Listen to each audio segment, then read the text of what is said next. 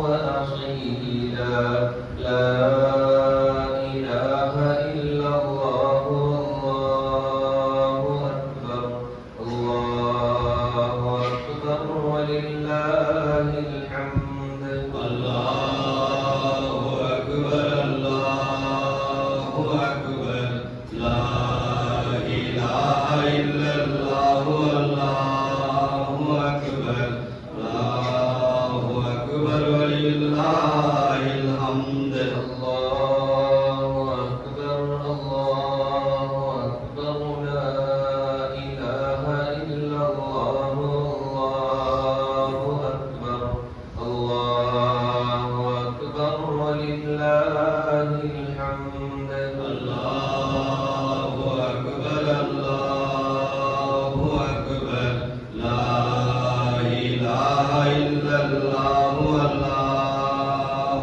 أكبر الله أكبر ولله الحمد சஃபுல நின்று அப்படியே உட்கார்ந்து தொழிலாளிகள் சிரமமாய் சஃபுல நின்றுட்டு உள்படியில் இடையில இருந்தால் தொழிலாளிகளை உள்ள வைக்கலாம். இல்லாட்டி அவங்க தொழுகைக்குண்டான ஏற்பாடுகள் முதல் தரத்தில் ஏற்பாடு செய்யப்பட்டிருக்கிறது. அலுவலகத்துக்கு மேலே இருக்கக்கூடிய அந்த மாடியிலும் தொழுகைக்குண்டான ஏற்பாடுகள் செய்யப்பட்டிருக்கிறது. உள்படியை சஃபு பூர்த்தி பண்ணுங்க. கடைசியில்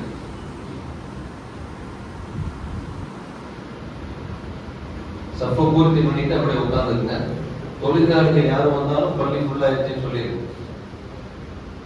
வெளியிருந்து வரக்கூடிய தொழிலாளிகள் உள்பள்ளி ஃபுல்லாயிருச்சு, வெளிப்பள்ளியிலும் மேல்தளத்திலும் தொழுகைக்குண்டான ஏற்பாடுகள் செய்யப்பட்டிருக்கிறது. அதல்லாமல் வெளியே கட்சி காட்டக்கூடிய இடத்திலையும் தொழுகைக்குண்டான ஏற்பாடுகள் செய்யப்பட்டிருக்கிறது. தொழுகையாளிகள் விரைவாக சென்று அந்த இடத்தில் நின்று தொழுது கொள்ளுமாறு கேட்டுக் கொள்ளப்படுகிறது. கதவுகிட்ட இருக்கிறவங்க தொழுகையாளி உள்ள வந்தா சொல்லியிருக்க பள்ளி ஃபுல்லாயிருச்சு.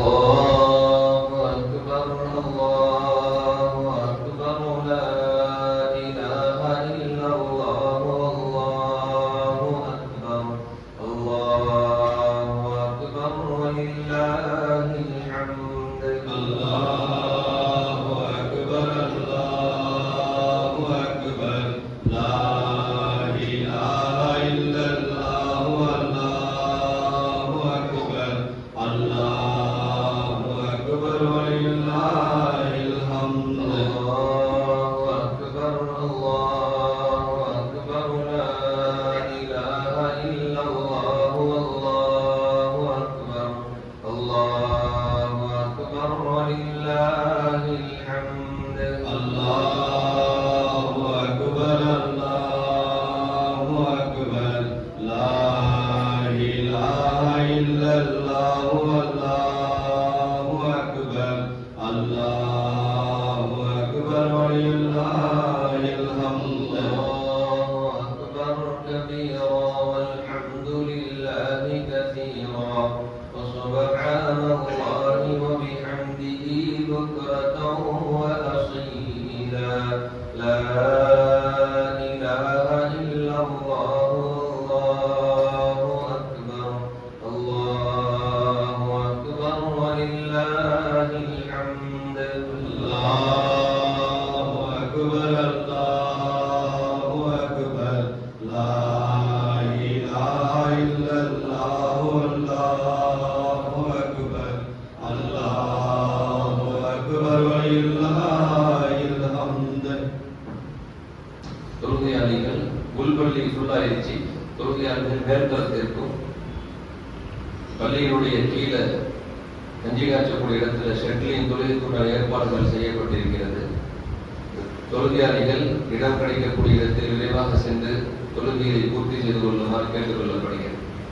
உள்பள்ளி ஃபுல்லாயிருச்சு. வெளியிருந்து வரக்கூடியவங்க சொல்லுங்க, சிரமம் ஏற்பட்டு போயிடும். எழுந்திருக்கும் போது இன்னும் கொஞ்சம் நெருங்கி நிற்குதுன்னு சொல்லிட்டு ரொம்ப சிரமமாயிரும். வெளியிருந்து உள்பள்ளிக்கு வரக்கூடியவங்க சொல்லிருங்க, உள்பள்ளி ஃபுல்லாயிருச்சுன்னு சொல்லிருங்க. அல்ஹம்துலில்லாஹ் நஹ்மதுஹு வ நுஸல்லி அலா ரசூலிஹில் கரீம். அம்மா பஅத். فقد قال الله تعالى في القرآن العظيم والفرقان المجيد: أعوذ بالله من الشيطان الرجيم، بسم الله الرحمن الرحيم.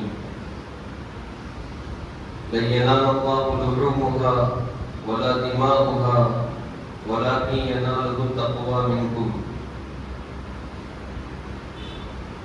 صدق الله العظيم.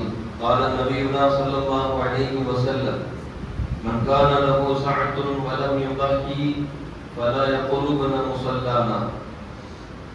صدق الله مولانا العظيم. புகழனைத்தும் புகழுக்குரிய அல்லாஹ் ஒருவனுக்கே உரித்தாகட்டுமாக. அவனது கருணையே உருவான கண்மணி காத்தமுன் நபியின் ஸல்லல்லாஹு அலைஹி வஸல்லம் அவர்களின் மீதும், அன்னாரின் அடிச்சுவடுகளை அடிப்பு சகாபலப்படியே பின்பற்றி வாழ்ந்து காட்டி சென்ற உத்தம சத்திய சகாபாக்கள், தாபிஈன்கள், தபஅ தாபிஈன்கள், சுஹதாக்கள், நாதாக்கள், நல்லவர்கள், வலிமார்கள், குறிப்பாக அமர்ந்திருக்கக்கூடிய நம் அனைவர்களின் மீதும் அல்லாஹ்வின் கருணை மலை குறைவின்றி நிறைவாக என்றென்றும் என்று நிகழட்டுமாக.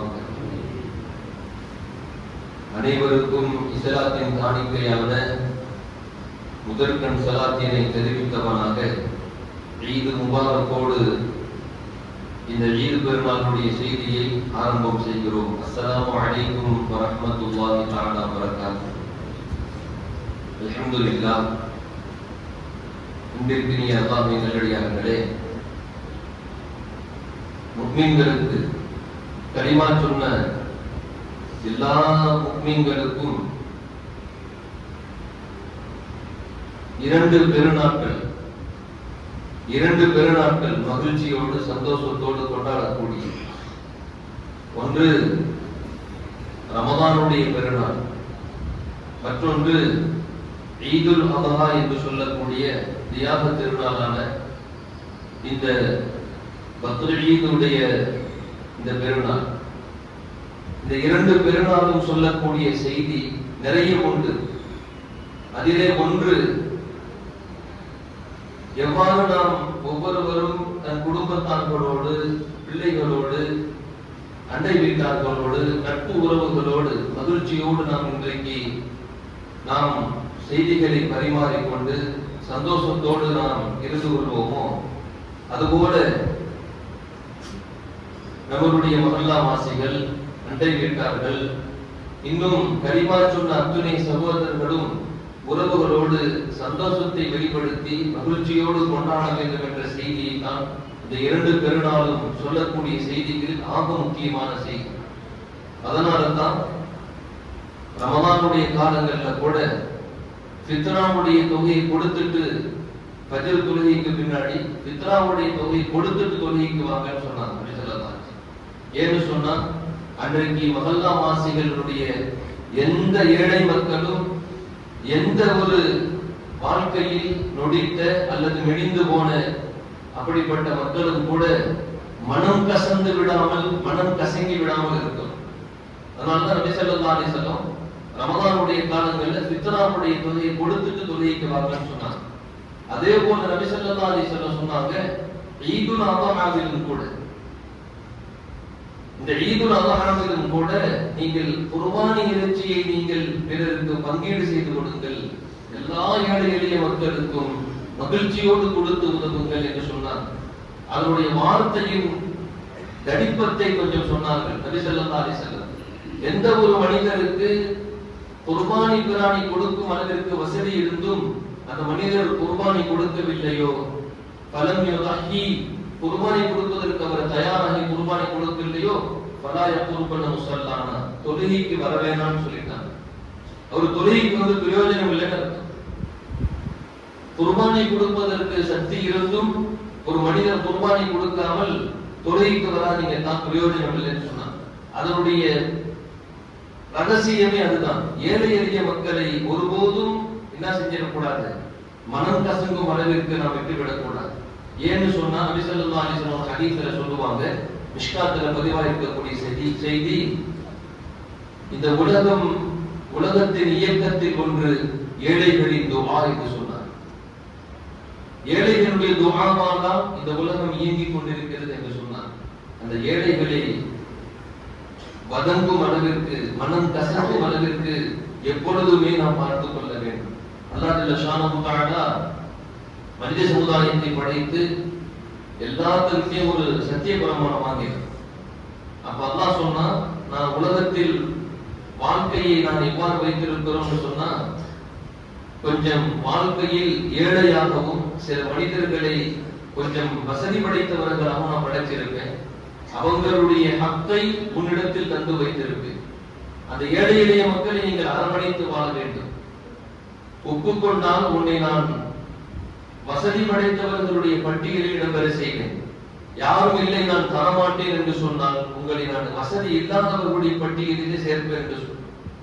எல்லாரும் சொன்னாங்க, யாரா நாங்கள் சரியா நடந்துக்கிறோம், உங்களுடைய கட்டளைக்கு நாங்கள் அடிபணிந்து நடக்கிறோம் என்று சொன்னதற்கு பிறகு அல்லாஹ் சொன்னார், நீங்கள் அவ்வாறு நடக்க தவறினால் என்னுடைய அதாபு உங்களை ஆட்கொள்ளும் என்று சொன்னான். அல்லாஹ் நம்மளை பாதுகாப்பானாங்க. இந்த இரண்டு பெருநாளும் சொல்லக்கூடிய செய்தி ஒன்றுதான். நீங்கள் ஏழை எளிய மக்களுக்கு அள்ளி கொடுங்கள் காரணமாக. நபி ஸல்லல்லாஹு அலைஹி வஸல்லம் அவங்க சொன்னாங்க, வீட்டுக்கு குர்பானியுடைய இறைச்சி வருது. நபி ஸல்லல்லாஹு அலைஹி வஸல்லம் உடைய மனைவி அன்புமணி ஆயிஷா அம்மா கேட்டாங்களா, யா ரசூலல்லாஹ், நீங்க கொடுத்த அந்த ஆட்டினுடைய இறைச்சி வீட்டுக்கு வந்துருச்சு, இப்ப யாருக்கு முதல் தரணும்னு சொன்னாங்க. உன் அண்டை வீட்டாருக்கு முதல் கொடுங்கன்னு சொன்னாங்க. அப்ப ஆயிஷா அம்மா கேட்டாங்க, யா ரசூலல்லாஹ், அண்டை வீட்டார்கிட்ட ஒரு பக்கம் இஸ்லாத்தை ஏற்காதவரும் கூடி இருக்கிறாங்க, இன்னொரு பக்கம் இஸ்லாத்தை ஏற்றவர் இருக்கிறார், ரெண்டு பேர்த்துல யார் அண்டை வீட்டாராக வருவாங்க? நபி ஸல்லல்லாஹு அலைஹி வஸல்லம் சொன்னாங்களா, உன் வீட்டுக்கு மிக அருகில் யார் இருப்பதுன்னு சொல்லி கேட்டாங்க. நபி ஸல்லல்லாஹு அலைஹி வஸல்லம் அன்பு மனைவி ஆயிஷா அம்மா சொன்னாங்க, யா ரசூலல்லாஹ், இஸ்லாத்தை ஏற்காதவர் இருக்கிறார், அவருதான் அண்டை வீட்டுக்காரர், போது அங்க கொடுன்னு சொன்னாங்க. அதனால அண்டை வீட்டார்களோடு அரவணைப்போடும் இன்றைக்கு மனமகிழ்ச்சியை வெளிப்படுத்தி உலக வாழ்வது நபியின் வழிமுறை என்று நாம் இன்றைக்கு உணர்ந்து கொள்ள வேண்டும். அல்லாஹ் நமக்கு தௌஃபீக் செய்வானாக. கண்ணியமிக்கவர்களே, இப்படி கொடுத்து உதவக்கூடிய அந்த மனிதர்களுடைய அந்தஸ்தை குறித்து நபி ஸல்லல்லாஹு அலைஹி வஸல்லம் அவர்களின் காலத்திற்கு முன்பிருந்தே ஒரு வரலாற்று நிகழ்ச்சி ஒன்று. நபி ஸல்லல்லாஹு அலைஹி வஸல்லம் காலத்துல அழகான ஒரு செய்தி ஒன்று சொன்னாங்க. இரண்டே செய்தி தான். ஹஜ்ரத் இப்ராஹிம் அலைஹிஸ்ஸலாம் நபியின் நாமால் என் தந்தை என்று போற்றப்பட்டவர்கள். நபி ஸல்லல்லாஹு அலைஹி வஸல்லம் சொன்னாங்க, என்னுடைய தந்தை இப்ராஹிம் அலைஹிஸ்ஸலாம் என்னுடைய சுன்னத்து என்று சொன்னார். அல்லாஹ்வினுடைய நியதி ஒரு நபிமார்களுடைய காலத்துல வாழ்ந்த அந்த பழக்க வழக்கத்தை இன்னொரு நபிமார்களுக்கு கொடுக்கிறது. வெவ்வேறு விதமான நடைமுறைகள் காலத்திற்கு ஏற்ப மக்களுடைய சூழ்நிலைகளுக்கு ஏற்ப அல்லாஹ் சொல்லித் தருவான். ஆனா நபி ஸல்லல்லாஹு அலைஹி வஸல்லத்துக்கு இப்ராஹிம் அலைஹிஸ்ஸலாத்தினுடைய வழிமுறைகளை, குடும்ப தியாகங்களை அப்படியே நபி ஸல்லல்லாஹு அலைஹி வஸல்லத்துக்கு மார்க்கமாக மாற்றினார். அதற்கு நிறைய காரணங்கள் உண்டு. இப்ராஹிம் அலைஹிஸ்ஸலாமுடைய பழக்க வழக்கம் என்னன்னு சொன்னா, எப்பயுமே வீட்டுல விருந்தாளி இல்லாம யாருக்காவது அக்கம் பக்கத்து வீட்டாளர்களுக்கு உணவு தராம சாப்பிடுறதே இல்லை. இப்ராஹிம் அலைஹிஸ்ஸலாத்தினுடைய அழகான ஒரு பழக்கம். அப்படி ஒரு மனிதர் திடீரென்று இப்ராஹிம் அலைஹிஸ்ஸலாம் வீட்டுக்குள்ள வந்து இருக்கிறார். இப்ராஹிம் அலைஹிஸ்ஸலாம் வந்து கேட்டாங்களா, யாருப்பா நீ, யாரு அனுமதி இல்லாமட்ட, நான் வீட்டு எஜமானின் அனுமதியோடு தான் நுழைந்தேன்னு சொன்னாங்க. நான் வீட்டு எஜமானின் அனுமதியோடு தான் உள்ள நுழைஞ்சேன்னு சொன்னாங்க. இப்ராஹிம் அலைஹிஸ்ஸலாம் புரிஞ்சுக்கிட்டாங்க, வந்தது யாருன்னு தெரிஞ்சிருச்சு. இந்த வீட்டு எஜமானின் அனுமதியோடு தான் உள்ள வந்தேன்னு சொன்னாங்க. இப்ராஹிம் அலைஹிஸ்ஸலாம் புரிஞ்சுக்கிட்டாங்க, நீங்க அப்பன்னா வந்த விருந்தாளிகள் நீங்க யாருன்னு கேட்டாங்க. வந்தவர் சொன்னார், அவங்க புரிஞ்சுக்கிட்டாங்க, ஒண்ணும் இல்லை நான் மலக்குல் மௌத் தான் சொன்னாங்க. இஸ்ராயீல் அலைஹிஸ்ஸலாம் சொன்னாங்க. இப்ராஹிம் அலைஹிஸ்ஸலாம் கலங்கவே இல்லை. என்ன செய்திங்க? அல்லாஹ் ஜல்ல ஷானஹு வ தஆலா இந்த ஊர்ல ஒரு இடத்துல ஒருத்தர் வசிக்கிறாரு, அவர் அல்லாஹ் பிரியப்பட்டுட்டான், என்னுடைய நண்பர் என்று சொன்னான் அல்லாஹ். அவருக்கு சில பாக்கியங்களை அல்லாஹ் சொல்ல சொன்னார், ஒரு சில செய்திகளை சொல்ல சொன்னார், சொல்லிட்டு போறோம் வந்தேன். இப்ராஹிம் அலைஹிஸ்ஸலாம் சொன்னாங்க, அப்படின்னா அவர் யாருன்னு எனக்கு அடையாளம் காமிங்க. அவருக்கு வீட்டுடைய அருகில போய் நான் இருந்துக்கிறேன், அல்லாஹ் பிரியப்படும், அல்லாஹ்வினுடைய அன்பை பெற்ற அந்த மனிதரின் அண்டை வீட்டாராக நான் ஆக வேண்டும் என்று ஆசைப்படுகிறேன் சொன்னது நபி. அந்த செய்தி தான் நாம் ஆய்வு செய்து பார்க்க வேண்டும். ஒரு நபி அல்லாஹ்வின் பிரியம் ஏற்பட்ட ஒரு மனிதனின் அண்டை வீட்டுக்காரனாக ஆகிவிட வேண்டும் என்று சொன்னால் உலகத்தில் வாழக்கூடிய ஒவ்வொரு முஸ்லிமும் தம் வாழ்க்கையின் லட்சியம் உலகத்தை விட்டு நம்மளுடைய உயிர் பிரிவதற்கு முன்பாக அல்லாஹ்வின் அன்பாளராக நாம் ஆகிவிட வேண்டும். அல்லாஹ் இந்த பெருநாளின் பரக்கத்தால் கபூல் செய்வானாக. இப்ராஹிம் அலைஹிஸ்ஸலாம் சொன்னாங்க, அந்த அல்லாஹ்வின் அன்பை பெற்ற அண்டை வீட்டுக்காரனாக ஒரு நபி சொல்லக்கூடிய வார்த்தைங்க. நபிமார்கள் எப்படிப்பட்டவர்கள் சொன்னா, மாசூமீன்கள், பாவத்தை விட்டு அல்லாஹ் பரிசுத்தமாக்கிட்டான். அல்லாஹ் ஒருத்தர் நபியா தேர்வு செய்துட்டா அந்த பட்டத்தை திரும்ப கொடுக்கிறது இல்ல. அல்லாஹ் நபின்னு கொடுத்துட்டா கடைசி வரைக்கும் நபிதான்.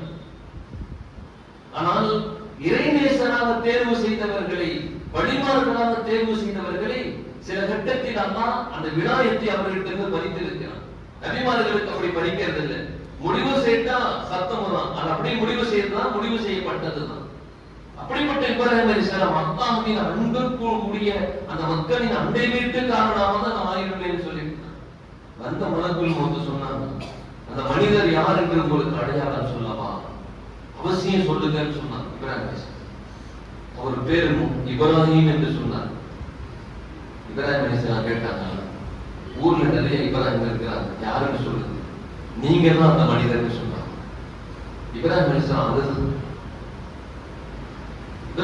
அழுதுறாங்க. அல்லாஹ்வின் அன்பை பெறும் அளவிற்கு நான் என்ன செய்தேன்? அல்லாஹ்வின் அன்பை பெறும் அளவிற்கு, அல்லாஹ் சுப செய்தி சொல்லும் அளவிற்கு நான் என்ன செய்தேன்னு கேட்டாங்க. கண்ணியமிக்கவர்களே, ஒரு முஃமினுடைய உயர்வு படித்தரங்கள் அல்லது அமலில் அல்லது எல்லா இபாதத்துகளிலும் நிலைகள் உயர்கின்ற பொழுது எவ்வாறு இருக்க வேண்டும் என்று ஒத்தை வார்த்தையில் பிடித்தார்கள். நான் என்ன செய்தேன் என்று கேட்டான். அல்லாஹ்வின் அன்பை பெறும். இன்றைக்கு 2 நாள் 3 நாள் தஹஜ்ஜுத் தொழுதுட்டு நம்ம என்ன செய்யறோம்? நம்ம பார்வை வேற மாதிரி, வானத்தை அண்ணாந்து பார்க்கிறோம். என்ன தஹஜ்ஜுத் தொழுதுட்டு துஆ செய்யறோம், வானத்தின் கதவு திறக்கலையே. இப்ராஹிம் அலைஹிஸ்ஸலாம் அல்லாஹ்வின் அன்பு கிடைக்கும் அளவிற்கு நான் என்ன செய்தேன்னு கேட்டான். இப்ராஹிம் அலைஹிஸ்ஸலாம் குடும்பத்தின் ஒவ்வொரு விஷயங்களும் தான் இன்னைக்கு தலையாய கடமையான ஹஜ்ஜுடைய கடமை. 1 கோடிக்கும் மேலாக இன்றைக்கு ஹாஜிகள் குவிந்து எல்லா ஹாஜிகளும் இன்றைக்கு இபாதத்தை செய்வதற்கு அப்படியே எல்லா சிரமங்களையும் கஷ்டங்களையும் சகித்துக் கொண்டு செய்யக்கூடிய ஒவ்வொரு செயலும் ஹஜ்ரத் இப்ராஹிம் அலைஹிஸ்ஸலாம் அவர்கள் குடும்பம் செய்த தியாகம் தான். அவங்க செய்த அந்த செயலை இன்னைக்கு அவர்கள் பலமாக நிறைவேற்றிக் கொண்டிருக்கிறார்கள்.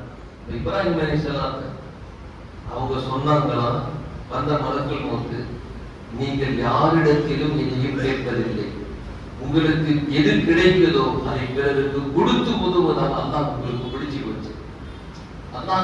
பிடிச்சு போச்சு. அதனால அல்லாஹ் சொன்னா, என்னுடைய நண்பன் கலீலுல்லாஹ் இப்ராஹிம்னு சொல்லி சொன்னான். அதனால இந்த செய்தியை உங்களுக்கு சொல்லிட்டு போக சொன்னா வந்தேன்னு சொன்னான். அல்லாஹ் ஜல்ல ஷானஹு தஆலா நமக்கு அப்படி ஒரு பாக்கியத்தை நசீபாக்குவானாக. அல்லாஹ்வினுடைய அன்பை, சுப செய்தியை துனியாவுல ஹயாத்துடைய காலத்திலேயே பெற்றோம். தத்தனஸ்ஸலு அலைஹிமுல் மலாயிகா, அல்லாஹ் குர்ஆன்ல சொல்றான். ஆமீன் சஜ்தாவுல 24வது ஜுஸுல அல்லாஹ் இடத்துல சொல்றான், அல்லாஹ்விற்காக வேண்டி அத்துணை காரியங்கள் செய்யக்கூடியவர்கள் ஆகிவிட்டால் மலக்குமார்களை இறக்கி வைத்து அவருக்கு நாம் சுப செய்தி சொல்லுவோம்னு சொல்றான். அல்லாஹ் அப்படி ஒரு பாக்கியத்தை பெறுவதற்கு நசீபாக்குவானாக. நபி ஸல்லல்லாஹு அலைஹி வஸல்லம் ஒரே ஒரு செய்தி சொன்னாங்க. கொடுத்து உதவக்கூடிய அந்த அற்புதமான தியாகிகள் அவர்களை பற்றி சொன்னாங்க. யாரெல்லாம் கொடுத்து உதவக்கூடிய தியாகிகளாக இருக்கிறார்களோ, தாராளப்பட்ட தன்மை உடையவர்களாக இருக்கிறார்களோ, அவர்களுக்கு யாரும் தீங்கு செஞ்சிடாதீங்கன்னு சொன்னாங்க. அவர்களை யாரும் மனசு நோக்கும்படி நடந்துடாதீங்க. ஏழை எளிய மக்களுக்கு கொடுத்து உதவுறார், அக்கமக்கத்து வீட்டார்கள் அரவணைப்போடு வாழ்றார், அவரை பார்த்து யாரும் அவருக்கு தீங்கு கொடுத்துறாதீங்க, அவர் மனது கசங்கிற மாதிரி இதை செஞ்சிடாதீங்க அப்படின்னு சொன்னப்ப சஹாபா பெருமக்கள் கேட்டாங்கன்னா, யார சொல்றதா ஏன் அவ்வாறு? நபி ஸல்லல்லாஹு அலைஹி வஸல்லம் சொன்னாங்க, அவர் வாழ்க்கையிலோ அல்லது நடைமுறையிலோ தவறு விழுகின்ற பொழுது அந்த மனிதரை அல்லாஹ்வே பிடிக்கிறான்னு சொல்லி சொன்னாங்க. அவர் வாழ்க்கையில் நொடிச்சு கீழே விழுந்தா அல்லாஹ் கீழே விழுறதில்லை, அந்த மனிதனை அல்லாஹ் தாங்குகிறான், அவனை ஒருபோதும் கீழே விட வைப்பதில்லை, அவனோடு அல்லாஹ் ஒன்றுமித்து விடுகிறான் என்று சொன்னார்கள். அந்த அற்புதமான செயல் தான் இந்த 2 பெருநாட்களில் நாம் செய்யக்கூடிய செய்தி. கொடுக்கின்ற பொழுது மனம் கசங்காமல் மகிழ்ச்சியோடு கொடுங்கள். நான் கொடுக்கும் இந்த காரியத்தால் அல்லாஹ் என்னை பார்த்து மகிழ்ச்சி விட வேண்டும், நான் கொடுக்கும் இந்த காரியத்தால் அல்லாஹ் திருப்தி விட வேண்டும். அந்த ஒரே ஒரு நோக்கம் தான். குர்பானி பிராணி அறுக்கின்ற பொழுது கூட நபி ஸல்லல்லாஹு அலைஹி வஸல்லம் அவங்க மூலியமா அல்லாஹ் நமக்கு உலகத்துக்கு சொன்ன செய்தி லயனால்லாஹு லுஹூமுஹா வலா திமாஹுஹா வலாக்கின் யனாலுஹு தக்வா மின்கும். நீங்கள் கொடுக்கக்கூடிய குர்பானி பிராணியுடைய இறைச்சியோ அல்லது எதுவுமே என்னிடத்தில் வந்து சேர்வதில்லை, உங்களுடைய மன தூய்மையாக நான் பார்க்கிறேன், என்னிடத்தில் வந்து சேர்வது அல்லாஹ் சொல்றான். அதனால நம்ம பிராணி அறுக்கின்ற பொழுது யா அல்லாஹ், இந்த அத்துணை காரியமும் இந்த அத்துணை ஆயிரமும் ரப்பே உனக்காக நான் செய்கிறேன், பெருமைக்காக அல்ல. என் கடா பெருசா இருக்குது, நான் கொடுத்த இந்த குர்பானிக்கிறானா இந்த வருஷம் பெருசா இருக்கும் அந்த எண்ணத்தில் இல்ல, ரப்பே நீ திருப்தி கொள்ள வேண்டும், அந்த ஒரே ஒரு உயர்வான எண்ணம். அல்லாஹ் ஜல்ல ஷானுஹு தஆலா ஆகுமாக்கப்பட்ட இந்த குர்பானி பிராணிகளில் கூடாத 7 செய்தி சொன்னான்.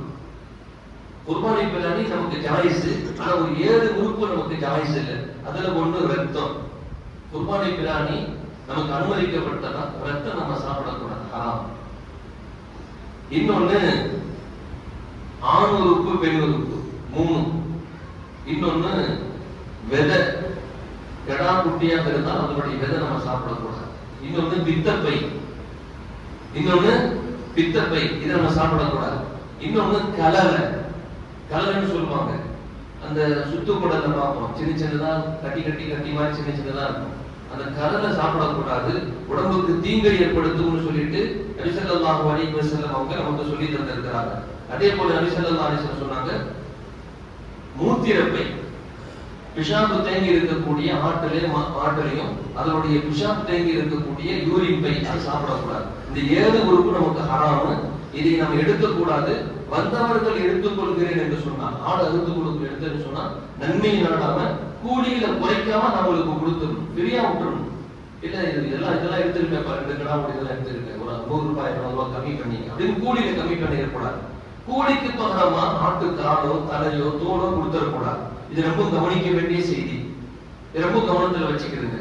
கூலி எவ்வளவு பேசணுமோ கொடுத்துடணும்.